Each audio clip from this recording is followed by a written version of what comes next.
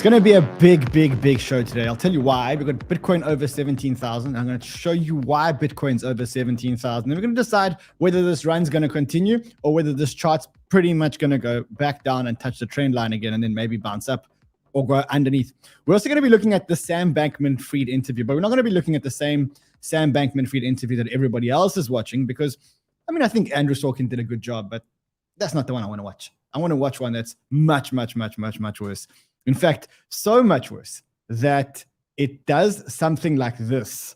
So listen to this. I do want to move on, but just finally on this. This is really a yes or no question. Yep. Carolyn Ellison says you knew that FTX funds were being funneled to Alameda. Did you know that? I knew that there is an open margin position there and that involved. I know, but that's not what I'm asking. If she's in court and you're in court and she's under oath and you're under oath and you're asked, did you know that these funds were being funneled to Alameda, what is your answer?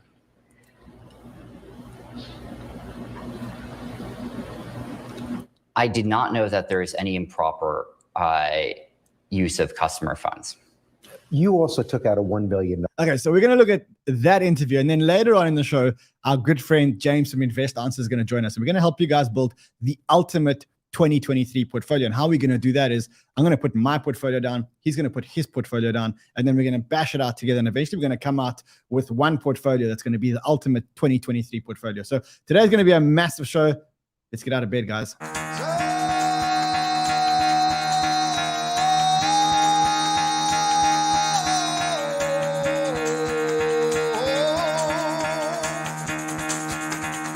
Get the fuck out of bed, bitch. Go.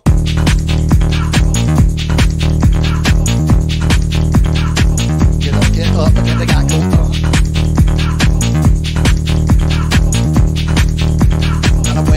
Time to wake up, bitch. Get up.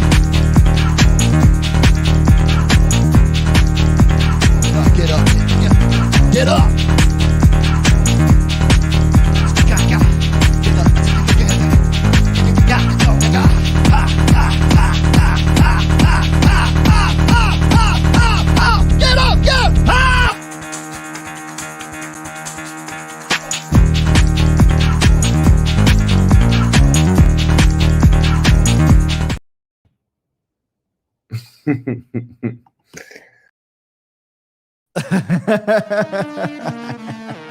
We caught Kyle wearing his gym vest in his house today. That's what you just saw there. Welcome back, guys. Good to see you guys again. There's going to be a massive show here today. Jeez, there's so much going on.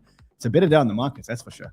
I saw GMX hitting some recent highs. You got Matic up 6.2%. Fantom is up 6.2%. And just a better day overall. I mean, that's the Bitcoin chart over 17,000, which is great if you think about where we've come from. Here's the GMX chart. GMX was earlier on as high as about $53, $54, now back at $50. And I mean, if you look at the markets, let's look at the traditional markets. You got the traditional markets having a whopper of a day yesterday. And that is because of Powell's speech. So we're going to be looking at all of that. We're going to be looking at the Sam Bankman-Fried interviews. And then we're also going to be building the ultimate 2023 portfolio with our friend James from Invest Answers. So how we're going to do that is we have a portfolio. We're going to, you have a Run portfolio, you have a James portfolio, and we're going to hash it out to decide what the portfolio should look like. And then at the end of it, we're going to send the spreadsheet out and you guys can build your own portfolio. So lots to do today. And also, by the way, at the end of the show, we're going to give people the opportunity to win either a Run or a James portfolio. 5 people will get the opportunity to win either a Run or a James portfolio. And I'll tell you guys what you have to do to win that Run or James portfolio. So going to be a big show today. What I need you, I'm going to try and bring you as much alpha as we can in the shortest amount of time. What I need you guys to do, as usual, subscribe to our channel, subscribe to James's channel, smash the like button, get the show out there, and be part of the best community in the world. That's really all you need to do. Cool. So let's get the show on the road. Let's start. This is where we're at. Markets are flying. NASDAQ is at the December futures are at 12,000. Bitcoin is over 17,000. And the reason why all of this is happening is because of what Powell did yesterday. So Powell came out last night and people were expecting to be hawkish. And he was dovish. He was really dovish. It was surprisingly dovish. In fact, he was so dovish, he was so optimistic that the NASDAQ jumped up by 5% in one day because of what Powell had to say. So what was it that actually got the markets going? So I got some clips for you from Powell's speech. The first question he was asked about inflation and whether he believes the inflation numbers. And this is what he replied. While the October inflation data received so far showed a welcome surprise to the downside, these are a single month's data, which followed upside surprises over the previous 2 months. As figure 1 makes clear, down months in the data have often been followed by renewed increases. It will take substantially more evidence to give comfort that inflation is actually declining, and by any standard, inflation remains far too high. For purposes of this discussion, So he says, look, we're still got inflation. We've had a couple of good months, but he says the numbers can jump up. Later on, he talks about when inflation will actually come down. So let's listen to that. Moved sideways. So when will inflation come down? I could answer this question by pointing to the inflation forecasts of private forecasters or of FOMC participants, which broadly show a significant decline over the next year. But forecasts have been predicting just such a decline for more than a year, while inflation has moved stubbornly sideways. The truth is that the path ahead for inflation remains highly uncertain. For now, let's put aside the forecasts and look instead to the macroeconomic conditions we think we need to see to bring inflation down to 2%. Okay, so he's saying, look, the forecasters have been calling inflation down, but inflation hasn't come down all this time. The part that really turned the market, and this is when the markets actually started running, was near the end. And I'm going to take you there. It was about here, 16 minutes. And this is the part that really set the markets on fire. After our November meeting, we noted that we anticipated that ongoing rate increases will be appropriate in order to attain a policy stance that is sufficiently restrictive to move inflation down to 2% over time. Monetary policy affects the economy and inflation with uncertain lags, and the full effects of our rapid tightening so far are yet to be felt. Thus, it makes sense to moderate the pace of our rate increases as we approach the level of restraint that will be sufficient to bring inflation down. The time for moderating the pace of rate increases may come as soon as the December meeting. Given our progress in tightening policy, the timing of that moderation is far less significant than the questions of how much further we will need to raise rates to control inflation. So what he said is, he basically said, look, the time to stop increasing interest rates by 75 basis points and maybe start increasing interest rates by less than 75 basis points may be as soon as December. And when he said that, the first chart that I went to was this chart over here, because this is a chart that shows us what the probabilities or what the market is pricing in for a 50 basis point rate hike over here and a 75 basis point rate hike over here. And you can see that stat, which was yesterday about 60-40, is now 81% for a 50 basis point rate hike in December and a 18.2% for a 75 basis point rate hike in December. And that's what excited the markets. What the market saw this as, a pivot. It says, look, they were very aggressive. They're pivoting now to be less aggressive. They're not cutting interest rates yet, but they are becoming less aggressive. And a lot of commentators came out after that and said, you know what, maybe inflation is under control. And maybe we've seen the worst. And maybe we are going to see this soft-ish landing that Powell promised us. That's what got the markets running. And I guess that's probably the best Christmas gift that Powell could have given us. I mean, we'll have to wait until the FOMC meeting on the 14th of December, but I don't think we're going to get much more of a Christmas gift. With that in mind, what I thought we needed to do was actually start positioning our portfolios for 2023. So you guys know that on Twitter, I've been publishing a whole lot of portfolios. And a lot of you have asked me to do a show on portfolios and to help you guys position yourselves for your portfolios in 2023. So unlike, let me just get back to here. So unlike how we've done it every other year, every other time we've done a portfolio, what I thought I'd do is I'd bring on James from Invest Answers and we'd have a discussion around what tokens to put into our portfolios. And so I think it'll be a joint effort here. We'll create a James portfolio. We'll create a Run portfolio. At the end of it, you'll tell me which one you want to win, a James portfolio or Run portfolio. And 5 lucky subscribers to our channel and James' channel. So you got to be subscribed to both channels. And you got to do a couple of other things, which I'll tell you in a couple of seconds. if you want to win the portfolios, 5 of you win portfolios, and you can choose which portfolio you want to win. So this is going to be amazing. Jace, my friend, how are you? Very good. How are you? Isn't it 6:15 where you are, bro? Pardon? Isn't it 6:15 in the morning? Yes, it's early, and I've been up since way before that. You and I have been texting back and forth, so No, I've got my coffee. you woke up early, bro. I think you sent me the first text about, was it 4 hours ago? Yeah, 3 hours ago. yeah. I had to prepare for this. Unbelievable. Listen, I'm glad to have you here. I think the purpose behind today is to really talk about how to build a portfolio and whether now is the right time to start positioning yourself and starting to build your portfolio. So I think before we start, yesterday we saw Powell speaking. We saw him being less aggressive, and a lot of people saw that as a pivot. The question is, did you see that as a pivot? And with that in mind, whatever your answer is, do you think that now is a good time to be buying into a crypto portfolio, which you're going to hold for the next 1 to 2 years? Definitely. I like to talk of it like 500 days, but the markets, as people always say, are very forward-looking. And this was kind of priced in for quite some time. In fact, in his last meeting, he did hint at the 50 basis points. And, technically a pivot is a 180-degree turn. But some people construe it as a slowdown being a pivot. People take anything right now, but really it's a swivel. But that slowdown is good. They have their own problems in their own bank, as it were, managing a whole bunch of stuff. So they feel the pain like the real estate market feels the pain, like the rest of the world. In fact, I analyzed all the global economies yesterday, and I think 25% of them have already cut rates. So it's just a matter of time. And the market doesn't wait for the full pivot to happen. It front runs it. And that's what people sometimes don't forget.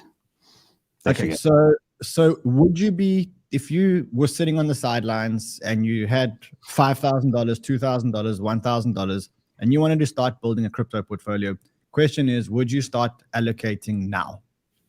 Well, I spent the last probably 24 hours looking at the top 200 cryptos.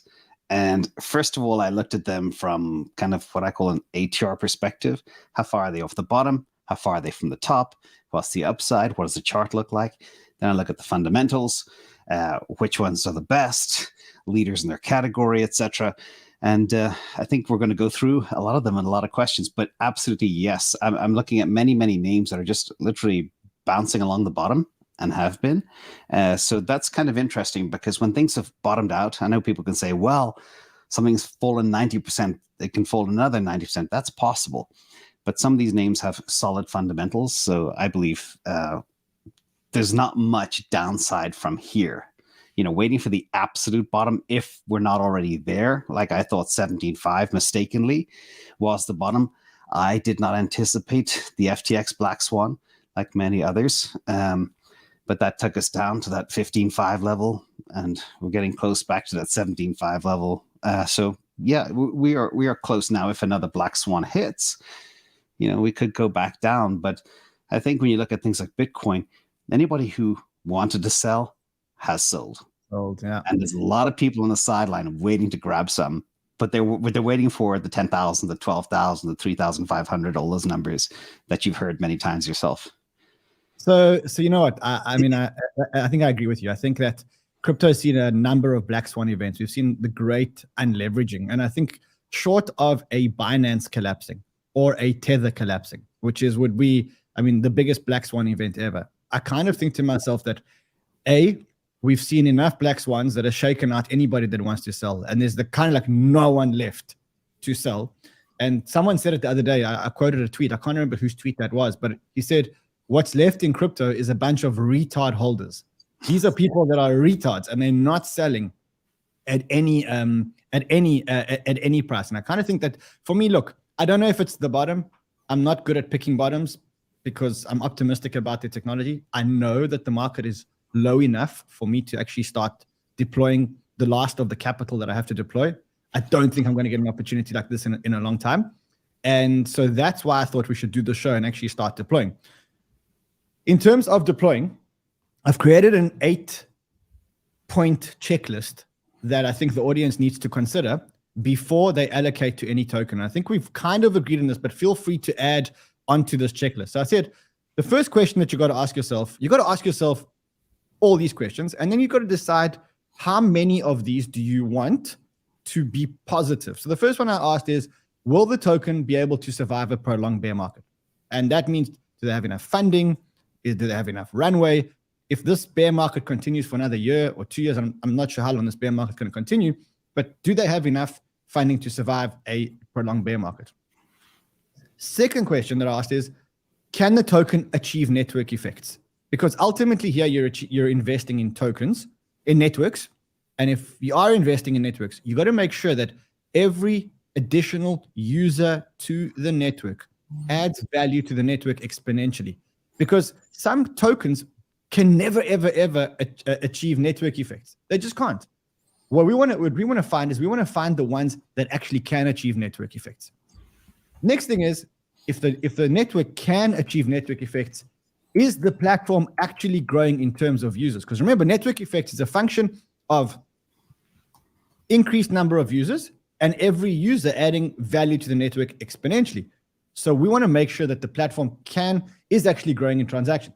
Next question, is the platform decentralized? And if it's not decentralized, that's okay, but is there a clear plan to decentralize the platform? Because what we've realized now is that if it's not decentralized, it's probably not going to make it in a decentralized world. Well, then the next question is there a need for this kind of platform? Is there actual need? Like some people create platforms that there's no need for. Does this solve a problem and is there a need for it? Next one, is there a strong team and strong developer activity? So do we trust that there's enough developers building enough cool shit on this platform? Then are the tokenomics good? Because if the tokenomics are bad and you buy a token, you could drown in token releases. And you don't want to be drowning in token releases. And then lastly, I said, well, what is the fully diluted valuation of this token? So that's how I evaluate a token. And I'm going to apply this test to each and every token that I add to my portfolio. Wondering if on your side, there's anything that you want to add to this.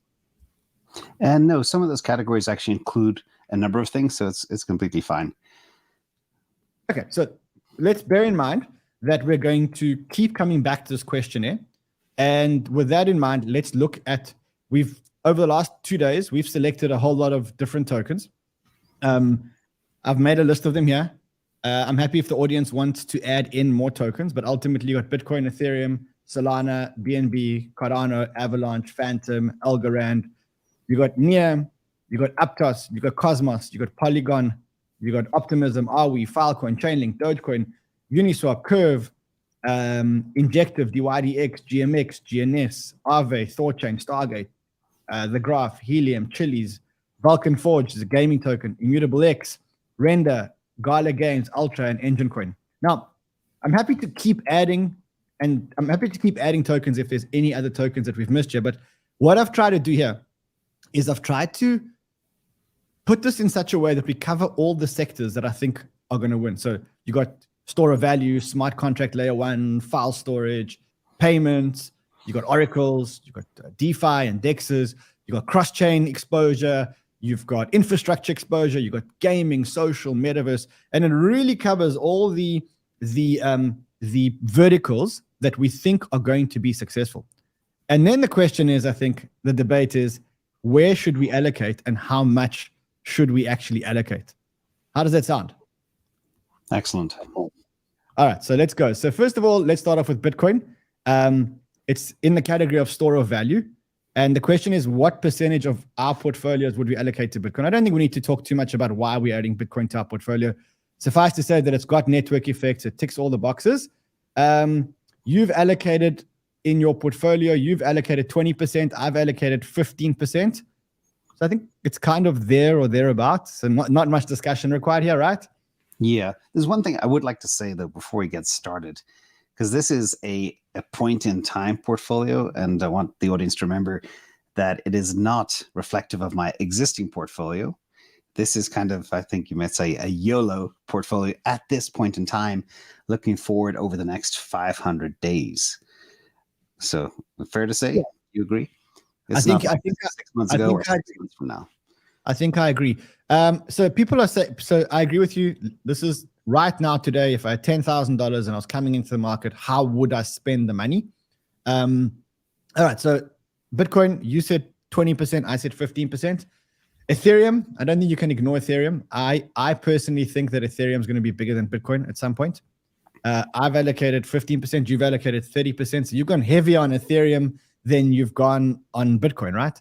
Yeah, and I want to explain why that is. Like normally, like currently today, I am, in full disclosure, I am 80%, 81% Bitcoin. I'm about 12, 13% Ethereum, about 5% Solana. And that's kind of my existing portfolio in full disclosure. What I'm doing here is, because this is kind of like a higher risk portfolio, a YOLO portfolio, I have my safe bags. So half is given to things that I don't think will go down or have much downside. Everything else beyond here is further out the risk curve. Okay, more risk, more reward. And that's kind of the game that I'm playing with this portfolio. And the allocations represent that. Amazing. Okay. Agree. Okay, so let's go to the next one, because I think this one is where it gets interesting. A lot of people have written off Solana. A lot of people have said, because Sam Bankman-Fried, or now the liquidators of FTX own such a big portion of the tokens, and there's no more FTX. We've both got Solana quite high up our list. I've got 7.5% of my portfolio on Solana. You putting your biggest allocation, your biggest allocation into Solana. Talk to me about your thinking. So, I started accumulating Solana back in March 2021. I was looking for that so-called ETH killer. Back then, it was the exact same price, or actually a little less than it is today. It was like 10, 12 bucks. Back in June 2021, June 22nd, 2021, it was $20. So if you look at where it is now, say 14 approximately, we are higher than we were during the bull run, and we are, under where we were in June 2022. The problem people have with Solana is it ran so fast, so hard because of the Alameda manipulation. And that's why, because it's so far off the all-time high, and because now people are losing confidence, things like DeFi got smashed completely. People are concerned that they're going to run out of money. But I analyze this data daily, and I'm watching where it bottomed. DeFi is still hurting, but things like NFTs, daily active users, all the other activities are still there. It hasn't died. It's been hit. As I say, it's got a black eye and a broken ankle. Will it recover? I fundamentally believe, yes, it will. And I still look at it compared to, tokenomics, distance from all-time low, distance from all-time high, the runway that they have, everything else. I cannot find something better. So that's why I'm taking this risk with this portfolio. But again, my existing portfolio is very, very different. So I want to make that perfectly clear to the audience. This is not financial advice. This is a game between you and me, Ran, and see what this portfolio looks like a month from now. Yeah, well, every month from now, but ultimately it's 500 days. Look, I agree with you. I think Solana's come under too much pressure because of the Alameda and FTX debacle. I think it's been oversold. I think if you look at the fundamentals, it's still the most usable blockchain out there. I think it is. I just showed the NFT numbers, which are the numbers that are sitting over here. You can see the volumes. You can see the volumes actually exploding. And so I think that you can't write Solana off, and that's why I've given it one of my biggest allocations. So I'm going to go to the next one. The next one that we put here is BNB chain. Now, a lot of people write off BNB chain. I see you also haven't allocated anything to BNB chain on your allocation. I allocated 5% of my portfolio into it. I want to show you why I allocated 5%, and then tell me whether you think you can change your mind if you want. The reason why I allocated 5% to BNB is I looked at the number of active addresses, daily active addresses. And if you look at the top of the number of daily active addresses, the number one chain is actually the BSC chain in terms of daily active addresses. The number two chain fluctuates between Ethereum and Solana. So you can see that the green line over here is Solana, and the blue line is Ethereum, and then the fourth is Polygon. So with that in mind, I kind of said, look, you can't ignore BSC chain, but if you want to ignore BSC chain, you can't ignore BNB, the exchange. And so you're kind of getting exposure to both. And so I thought, hold on, this is a play both on exchange and a chain, and that's why I allocated capital to it. And the reason I didn't, and I agree with you there, the reason I didn't is because it's weathered the bear winter very well, and I'm looking for dramatic upside. I don't think I'm going to get that dramatic upside from BNB. That's why I didn't allocate. Oh, wow. Okay. So you're looking at upside. Okay, let's carry on. At the end of it, I may make some changes. You also feel free to make some changes. Cardano. So neither of us allocated to Cardano. Tell me why you didn't allocate to Cardano. The valuation on, if you look at the market cap per daily active user, it's off the charts. That's a simple reason. Agree. Look, I think that they got a very interesting technological approach. I think they're taking way too long. I think that it could work, but it's taking way too long. The other thing that worries me is that I don't see a lot of VCs investing behind Cardano. I see Charles and a whole lot of others, but I don't see the same spend as we have behind, I don't know, a Solana or an Ethereum or a Matic Polygon. That said, I may allocate some to it later. I want to just see how the rest goes. Let's actually jump to the rest. Let's go to Avalanche. So Avalanche, neither of us allocated anything to Avalanche. Keen to listen to why you didn't allocate anything to Avalanche. Well, I have a new leaf on YouTube. I'm not going to say bad things about anything anymore. It's just not worth it. Put it this way, based on tokenomics, daily active users, growth, breadth of dApps, you name it, current valuation, I found more value in other names, and I've chosen those instead. It was like I look at the top 20 layer ones, and I picked the top 3. That's it. I think I agree with you. I think there's nothing more to add to that. Next one, Fantom. I put 5% of my portfolio. You put 3% of your portfolio. My big question is, would you have still put 3% of your portfolio into that before Andre wrote the Medium article 2 or 3 days ago? So before Andre came out with that and showed that they got 30 years of runway left, would you still have put 3 or 5% of your portfolio into it? I put 5, you put 3. I probably would have put 1%, but the fact that he's back, I think every chain needs kind of a figurehead leader. I think you said something similar very recently as well. And giving the market confidence, and the fact that he is back in the wings and he is a great technologist, that gives me hope. That means it's worth a flutter like you would do on the World Cup soccer.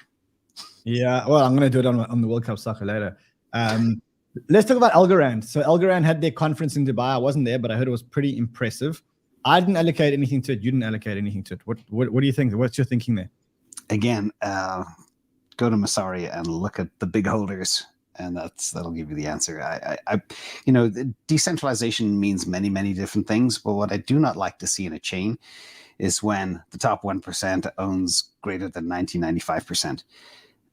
That scares me. Like, you see that with the utility tokens, you see that with CRO, you see that with FTT, etc., and you know where that goes. So I just don't like big bad bag holders. I like things to be more spread out across many users.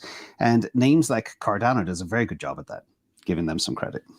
Okay, cool. Good call. Let's go to Near Protocol. I think you didn't allocate anything to Near Protocol. I put 5% of my portfolio into Near Protocol. Tell me why you didn't put anything there. Tokenomics. Very strictly tokenomics. I do not like their inflation. I do not like the project centralization. I do not like the insider distribution. And I do not like the percentage circulating, that type of stuff. It's all a tokenomic story for me. Also, when you look at Near, same thing on a market cap per daily active user. It's way weaker than some of the other layer ones. Yeah, look, I was looking at this chart over here, and I saw that, if you go down the number of active users after Polygon, it's Near Protocol.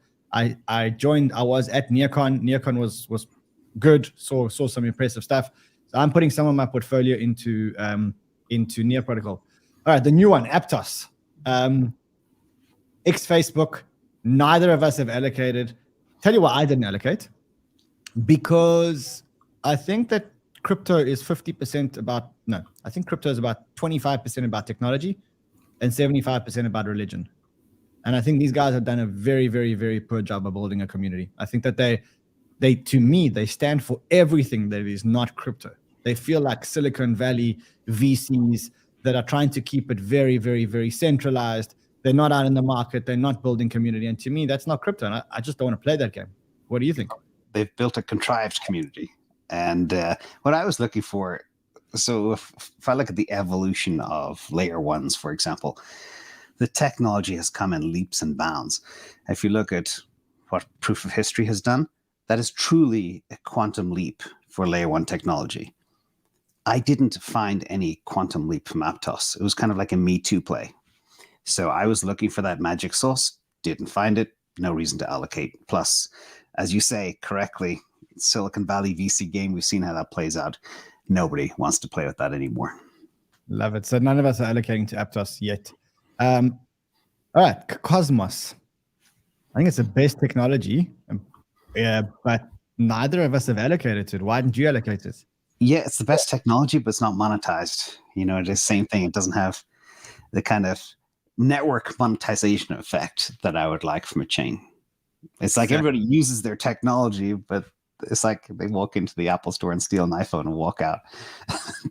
That's what Cosmos is. Exactly. So that's why I didn't do it. All right, the next one that we did is Polygon. I mean, you got to take your hat off to Polygon because the one thing that they've got, look, they're a great chain. They've got great technology. If you look at the usage statistics on Polygon, which are over here, you can see Polygon in terms of daily active addresses ranks fourth, just after Solana, just after Ethereum. So 1 is BNB, 2 is Solana, 3 is Ethereum, 4 is Polygon. Their BizDev is definitely number 1. And so I put 5% of my portfolio into Polygon Matic.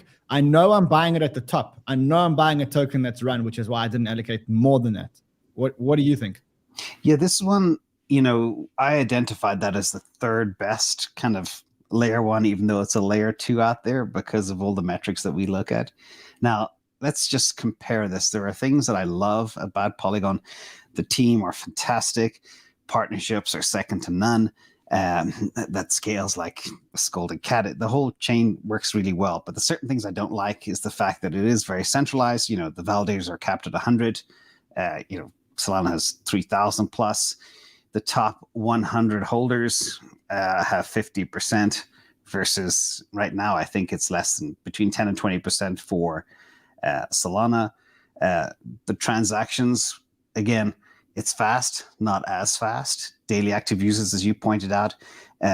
Stable coins on chain have done better recently because of the exodus from Solana. But Polygon is a very interesting name. It's worth having, but there's just those niggly little things I don't like that don't put it at the top of the pile for L1, L2. That's why I say agree. pass. I must say, I have allocated to it. I may reduce my allocation at the end. I want to go into the next 3. So the next 3 are Optimism. Neither of us allocated anything to Optimism. I didn't allocate to Optimism just because I think that optimistic rollups are not as good as ZK. And so to me, because I want to invest in the things that I really believe in, I kind of don't really want to invest in optimistic rollups aggressively. I did put 5% of my portfolio into Arweave. The reason why I put 5% of my portfolio into Arweave is because I believe that it's fundamental in what it does. It doesn't really have any competitors. And if I look at the growth of Arweave, you can't deny that Arweave is growing. Their Weave is growing. I think I've got the numbers here. That's the Weave. Shows you how their storage Weave is growing and growing exponentially. Lots of blockchains backing themselves up, NFTs indexing to Arweave. So I think for me, Arweave was one of the big ones. I've allocated 5% of my portfolio to it. I didn't allocate anything into Filecoin. Any thoughts on those 3? I didn't touch either. I'm not a big infrastructure player, and the reason why is although they're growing and the tokenomics for Filecoin are very good, Arweave aren't bad, is because I think there's places with more upside right now, and that's the reason for skipping that one altogether. All right, you put 3% of your portfolio into Chainlink. I was going to do the same, and I didn't. Why did you? Chainlink is one of those. It's like an anchor, like Bitcoin and Ethereum. Again, no downside, lots of upside. But we saw in 2021 it didn't run like other names, which was a little bit of a concern. But it's a safe play. The team know what they're doing. They have the moat. They are the leader in the space. So just to round out the portfolio, you know, I think you said many, many months ago, you talked about the bees, the honeybees. They float from one sector to another. And that's also important for the audience to remember. Certain periods of time, certain categories will be hot, like we saw the metaverse run after Facebook changed their name to Meta. Yep. That could happen for oracles. That could happen for file storage. We just don't know when the bees will jump there. So I'm going to reduce some of my near protocol position. I'm going to add in some Chainlink, just make a slight change. I allocated 5% to Doge. It's aggressive. The reason I did it is because I actually think Elon may do something on Twitter with Doge. You can't write off the meme coin, especially when Elon Musk says that he's very serious about it. He has teased it twice. Well, he teased it more than twice, but I mean, this is one of the tweets where Elon teased it. There was another tweet where he posted that payments and he left it free, and that spiked Doge. I know this is risky. It goes against something that I believe in, because I usually don't invest in things unless I really like the tech. I don't really like the tech behind Doge, but I'm putting some money down, 5% of my portfolio, just in case. Yeah, I skip memes altogether. I'm too conservative for that stuff. And I look at technology and development. Nothing has been done in the last 6 months on the chain. So you're making me feel bad about the amount that I've allocated. And one other thing is, Elon jokes around a lot, and that's what people don't quite understand. So you got to take everything he says with a grain of salt sometimes. All right. So the next category, I'm going to break it down into one category, and that is, I'm going to call it decentralized exchanges. What we've realized of late is that we need decentralized exchanges. The decentralized exchanges are exploding, whether it's a perp exchange or a spot exchange, they're all exploding. And I think you got to have a lot of exposure to decentralized exchanges. I've put a whole lot into Uniswap. I put some exposure into Curve, into Injective. I really like Injective because it's Cosmos. So it gives you access to the whole Cosmos ecosystem. DYDX, because they're also building on Cosmos. Then you got GMX and GNS, which are the two perpetual exchanges, which are doing really, really well. So I've allocated quite a bit of my portfolio into the decentralized exchanges, but about 15%. You've put in 2%. Yeah. Tell me your thinking.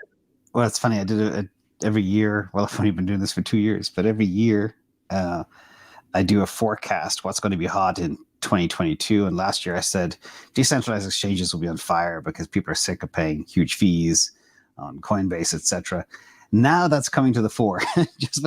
But it took a couple of black swans for that to happen. So I do believe the future is decentralized. I believe Dexus will do very well. But Uniswap is kind of the original and the best, in my opinion. Easiest user interface. There's a lot of copycats right now. I actually saw the Solana version that looked identical almost. But I just like Uniswap.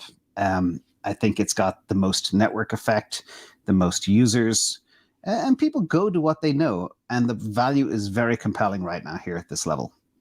Okay, fair enough. I like Uniswap. I think it's big. I think I like Curve as well. I like all the other ones as well. I'm really into these perpetual exchanges. So yeah, that's why I allocated as I allocated. Neither of us allocated into AAVE. Oh, I meant to allocate to AAVE. I must have missed it. You're welcome to change. You're welcome to change. Just tell me where you want to reduce. So yeah, I must have forgotten that one. Let me think about that. But AAVE is like a Uniswap. Extremely compelling upside from where it is right now. This thing can double from 50 to 100 in a heartbeat. We've seen it happen twice in the last 6 months. All right, so cut some of your other position. Are you going to cut your Bitcoin, your ETH, your Solana? What are you going to cut? Yeah, take 2% off Solana and dump it in AAVE. Okay, so 33%. And you got the AAVE. You got 2% of your AAVE. 2% of your AAVE he's here. All right. I then went into cross-chain because I really believe that cross-chain is a narrative. There's two plays in cross-chain. One is layer 0, which I really like, and you can't invest directly into layer 0. So the way to invest is on the DEX, which is Stargate. I want to show you something about Stargate, which I think a lot of people don't see, and it is the growth. So here's the chart of the growth of the transactions. I want to actually, I think I had another chart somewhere. Is that transactions per day? That is, so this is daily transactions over here. You can kind of see the growth, but there was a growth in terms of accounts, which I had a slide somewhere. The big thing about it is there is an airdrop coming, which is why everybody's signing up, but they are getting a huge a number of addresses. Sorry, this is Uniswap. So I don't have the chart here, but I think it does that. So I allocated about 5% of my portfolio to cross-chain. We then both allocated, I allocated 2.5 and you allocated 2 to the graph because it's an interesting infrastructure play, right? Yeah, graph is my version of kind of like a Filecoin. I'd call Filecoin kind of infrastructure too. But if I had to pick one on infrastructure, if you put that out as a category, I chose the graph because of upside, network effects, etc. But very risky. It could stay at zero. It may not run in the next bull run, but I think it has to, because it's the kind of the Google search engine of Ethereum chains. So I like it. Cool. Then you didn't allocate anything to Helium, Chili's. I went a little bit into gaming. I went into Vulcan Forged. I went into Immutable X, which is it's a smart contract platform. I think it's layer 2 for specifically they're focusing on gaming. I went 2.5% of my portfolio into Render, because Render is the render power that's going to render the metaverse and render everything else. And I went 2.5% into Gala Games. I left out Ultra. It was between Ultra and Gala Games. Eventually I went with Gala, but I think I might change. I'll think about it. And then you put 2% into Engine Coin. Tell me why you put 2% into Engine Coin. Well, that was kind of my dabble in metaverse last year. I did get in and out of Chili's, I think, over one weekend. It was a very quick situation. It went from 20 cents to 40 cents, I think, on a whole Saturday. But then it's like in and out. That's how I play these things. I know nothing about video games or gaming. I stick to what I know, but Engine Coin is my so-called metaverse play from last year, and the upside looks compelling from here. The chart as well. You know, again, I looked heavily at very little downside, most amplified upside for all of my choices. Okay. Neither of us went with DOT. Tell me why you didn't go with DOT, and tell me why you didn't go with DOT. You pull up the data users. Thanks. Why didn't you go with DOT? Usage, the chain, yeah. And it is another one of those that has great technology, but again, no network effect so far. Maybe Gavin Wood with his new role, maybe that'll change, but we have to monitor that carefully. All right, so I'm going to add Kujira, and the reason why I'm adding Kujira is because it's exposure to the Cosmos ecosystem, and these guys are building fast. I'm going to put 2.5% of my portfolio into Kujira, but the problem is I need to lose 2.5% somewhere else. I'm going to lose it off Doge, because you made me a bit paranoid about, not paranoid, but just I think you showed me the reality of the technology behind Doge, which was super clear. So that's my portfolio, 100% allocated. That's the James portfolio, 100% allocated. All right, so to the viewers, you guys can put your own portfolio over here. You can just add in the numbers. And I think there's an extra percentage sign on the 33 for Solana. Okay, there we go. That's why it's not working. There we go. Okay. And what I've done here is just to make it pretty easy for anyone who's investing, is I have put in columns where you can see the dollar amount that you should be investing. All you need to do is put in what your total spend amounts. If you want to spend $5,000, just go ahead and press 5,000, and all of those will change. If you want to spend 2,000, then all of those will change. I see that. Okay, I'll have to fix up the formulas here, but that'll be when we release it. That's what's going to happen. And that is pretty much the portfolio. So now the question is, in the chat, let us know whether you want to win a run portfolio or a James portfolio. Let's see what the guys say, whether they want a run portfolio or a James portfolio. I think it's going to be pretty close. What do you think? I'm not sure. But what's interesting about this market is, at least fundamentals sometimes don't matter. People don't look at them. It can be driven by, mentions on Twitter or whatever as to how people make their decisions. But all my decisions are based on fundamentals and technical analysis and tokenomics and that type of stuff. So we'll see where it goes. I'm super interested in see how this pans out over the next few months. It's very, very, very close. I'm watching it over here. It's very, very, very close. Jeez, so you see it. I mean, it's really 1-1 here. It's like it's jumping between 1-1. Listen, what we also need to do though is add the token amounts that we purchase for these allocations at this point in time. Yes, because the markets are moving fast. Yeah. We'll do that. We'll update the spreadsheet. Then what I'll do is I will drop a link to the spreadsheet at the bottom of this video later on today. I'll also drop it on my Twitter, and James will drop it on his Twitter, so you can download the spreadsheet. You can have access to the Google Sheet. That's the first thing.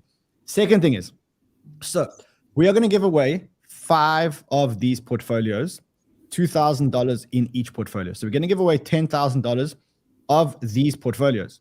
You can choose to either win a run portfolio or a James portfolio, We will give away the portfolio next week, Friday. So next week, Friday is our last big banter. We'll give away 5 of those portfolios next week, Friday. What you need to do if you want to win those portfolios is very, very, very simple. You need to go to James's channel. You need to subscribe to James's channel. You need to subscribe to our channel. You need to go to our Discord group and join our Discord group. Then in order to win one of these, you need to get into the VIP of our Discord group. And the way to get into the VIP is to open an account on any one of the exchanges that we support. The referral link are below, or to get a Nord VPN. And if you do any of those, join the Discord, subscribe to our channel, subscribe to James' channel. Next week, Friday, we're going to give away 5 of these portfolios. You're going to tell us whether you want, when you win, you're going to tell us whether you want to run portfolio or James' portfolio. And that's the one we're going to give to you, $2,000 per portfolio. Cool? All right, go do it. James, my friend, always love doing shows with you. Yes, sir. Always love the Thanks for having me on. rationality. Me out of bed at 3:30. You're a fucking legend, bro. We love you. Much love from the fam. Guys, there is a link to James' channel below. If you're not already subscribed, subscribe. It is the best analytics fundamentals channel that they're out there. It's simple. It's as simple as that. Buddy, we'll see you soon. Okay, see you later. Bye. Amazing. I love James. I love having the guy on, man. He's just one of the smartest guys, and he works like a computer. His brain works like a computer. All right, so that's portfolios. I think we've got a few minutes, and in the next few minutes, what I want to do is I want to go through a Sam Bankman-Fried interview, but I don't want to go through the Sam Bankman-Fried interview that Andrew Ross Sorkin did, because I think it was good. I think you guys watched it. I think it was good, but it wasn't so good. I did like this question. What are your lawyers telling you right now? Are they suggesting this is a good idea for you to be speaking? No, they are very much not. I mean, you know, the classic advice, right? Don't say anything. You know, recede into a hole. And it's not who I am. I mean, it's not who I want to be. I don't have. I think I have a duty to talk to people. I have a duty to explain what happened, and I think I have a duty to do everything I can to try and do what's right. If there is anything I can do to try and help customers out here, and I don't see what good is accomplished by me just sitting locked, in a room pretending the outside world doesn't exist. Look how he's shaking right and shivering, and that's probably a good sign that he's, I don't know, on Adderall or whatever he's on. Anyway, he left, and get this. Everybody here, and he just defrauded people of $8 billion. Engaging in it at a time, in truth, when I know you've been advised not to. So thank you so very, very much. Thank you. A round of applause. Can you believe it? And not only that, like some of the biggest names in the world, like Bill Ackman, said that he thinks that SBF is telling the truth. Crazy. Anyway, so that's the first interview. But the one that I really preferred, the interview that I really, really, really preferred was the interview that was done on I think it was ABC. It was this interview over here. I got to show this to you. This is absolutely, you want to talk about an interview? Here's an interview for you. Listen to this. A lot of people look at you and see Bernie Madoff. Yeah. I mean, I don't think that's who I am at all, but I understand why they're saying that. People lost money, and people lost a lot of money. And I mean, at the end of the day, look, there's a question of what happened and why, and who did what caused the meltdown. And I think that reads very differently, right? When you look at the classic Bernie Madoff story, there was no real business there. The whole thing, as I understand it, I think was just one big Ponzi scheme, right? FTX, that was a real business. He was at the top of the cryptocurrency world. 30-year-old billionaire Sam Bankman-Fried. Much better. You just need FTX. It's All FTX. right, so the next part that I wanted to show you guys of this interview, which was crazy, is at about 1 minute, 15 seconds. Listen to this. Bankruptcy, and Bankman-Fried stepped down as CEO amid reports of FTX customer funds being used to pay Alameda Research creditors. This confirmed by former Alameda CEO Carolyn Ellison during an early November video meeting with employees. Alameda, the crypto trading firm, also founded by Bankman-Fried. ABC News reached out to Carolyn Ellison for comment, but has not heard back. One of the reasons FTX went bankrupt is because FTX deposits were used to pay Alameda's creditors. Carolyn Ellison said you knew about that. Is that true? Best I can tell, Alameda did have a big position open on FTX. That position, I think, was very over collateralized a year ago. There is a total market collapse, and specifically a large correlated collapse in its assets, over the last month, and to some extent over the last year, that threatened that position quite a bit. And I think that's, as best I understand, a lot of what happened there. I am no cryptocurrency expert. I'm no finance expert, but I don't think you answered my question. I was asking, did you know that FTX deposits were used to pay off Alameda creditors? I don't know of FTX deposits being used to pay off Alameda creditors. Are you, which creditors are you referring to? Carolyn Ellison said that you all knew. I mean, at this point, it's starting to go all wrong for him. It's really, really, really starting to go all wrong. That these funds were put into Alameda. They were the funds owned by your depositors. So I can't speak for who knew what. A lot of the customers on FTX did have, borrows either, in dollars or Bitcoin or euros. But as you know, the FTX terms of service tell the people who signed up, none of the digital assets in your account are the property of or shall be or may be loaned to FTX trading. But you're saying that happened. My understanding is a few things happened. The first is there is a margin trading facility on FTX by which users can lend out funds, by which other users borrow funds. And so there are explicit cases where there is, margin extended, where there is borrow lending. If Alameda is borrowing the money that belongs to FTX depositors, that's a bright red line, isn't it? There are a lot of cases where that's actually explicitly part of the programs and that are happening. Not here. Here it says that the digital assets may not be loaned to FTX trading. Watch this. They can't be loaned out. Watch his face.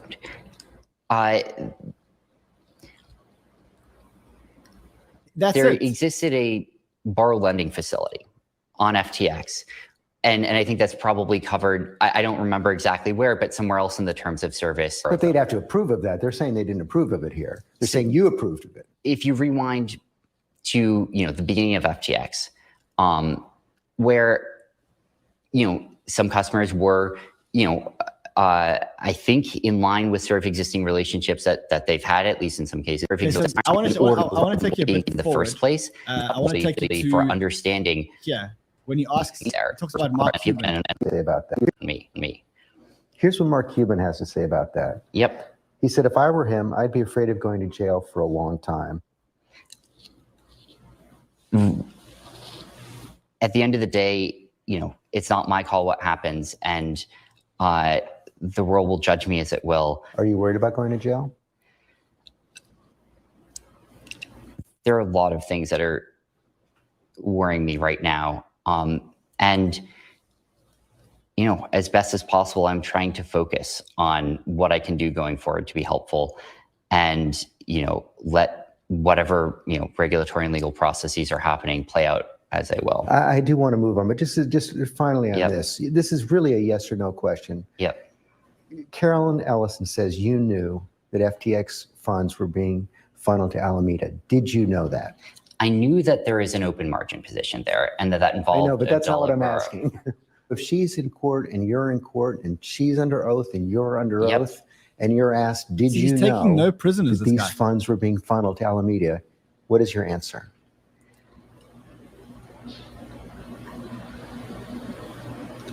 I did not know that there is any improper use of customer funds. You also took out a $1 billion loan. What was that for?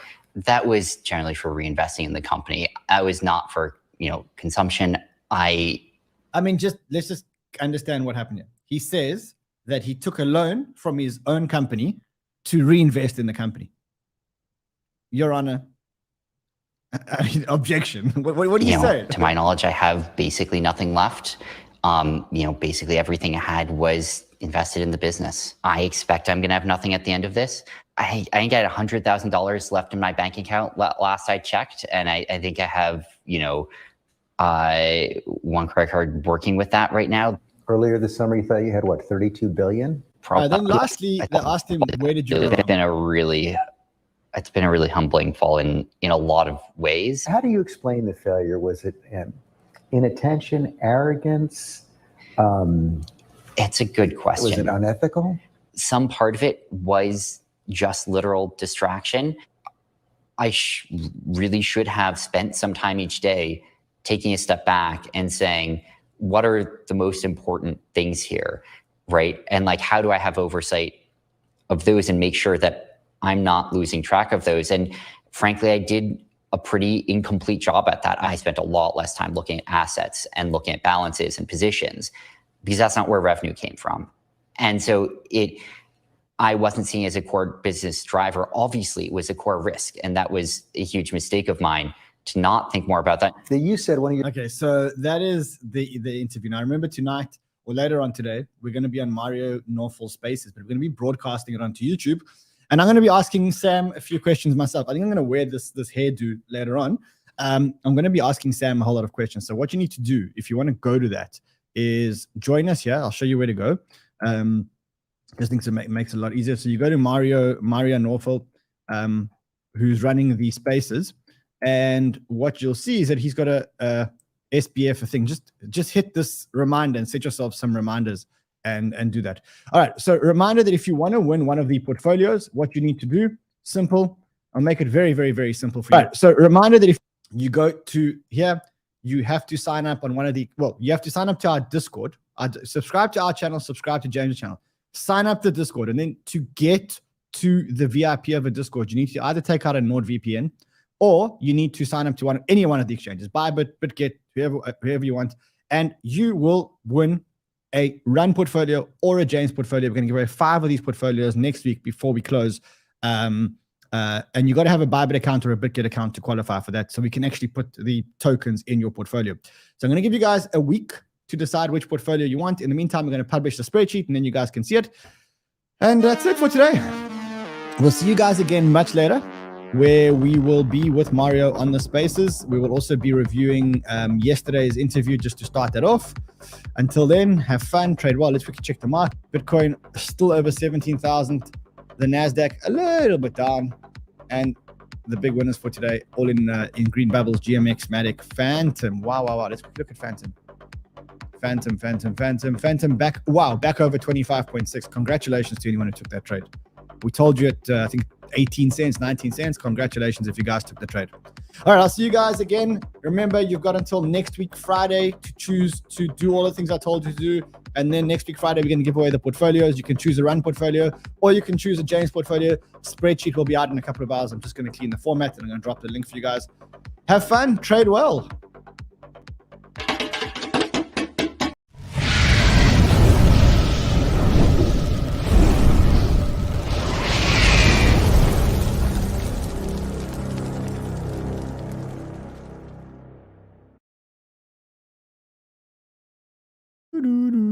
James. James.